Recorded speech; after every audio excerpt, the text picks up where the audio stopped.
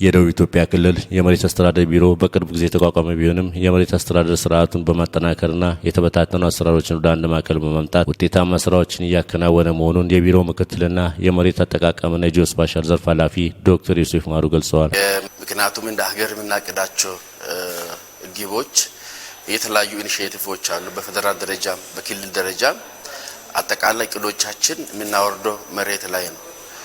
መሬት ግን እጅግ በጣም ውስን ሀብት ነውና አንዱም የኢኮኖሚም የብልጽግና ምንጫችን መሰረታችን በመሆኑ ይህንን መሬት እንደ ክልል ብንመራ ጠንካራ ተቋም አደራጅተን መሬት ቢመራ የተሻለ ውጤት ይመጣል በሚል የክልሉ መንግስት በቢሮ ደረጃ ያቋቋመበት ሂደት አለ።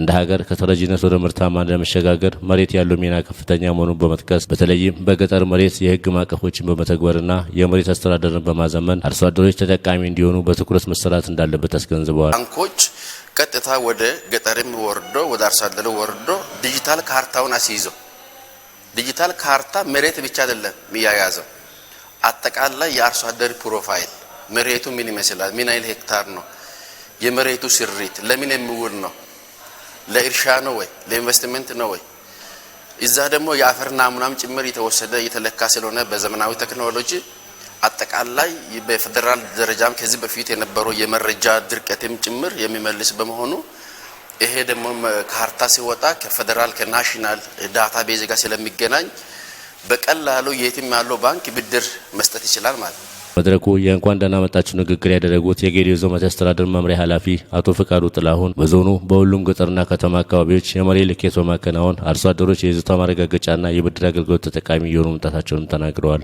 ያንን መሬት አስይዞ ከመንግስት ከተለያዩ ባንኮች አግኝቶ በግል ማልማት ካልቻሉ በማህበር እንዲያለሙ ከባለሀብት ጋር ተነጋግረው እንዲያለሙ እየተደረገ ያለበት ሁኔታ አለ።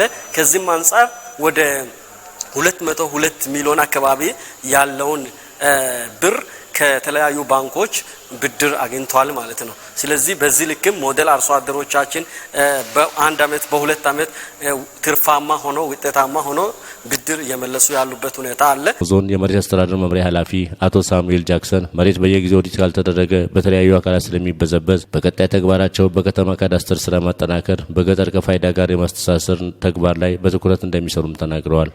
በከተማ የካዳስተር ስራን ማጠናከር በገጠር ደግሞ መሬትን ከፋይዳ መታወቂያ ጋር የማገናኘት ስራን መስራት በ2019 ሰፊ ትኩረትን እንደ ተቋም የሚፈልግ ስራ መሆኑን ለአብነት ማንሳት ይቻላል።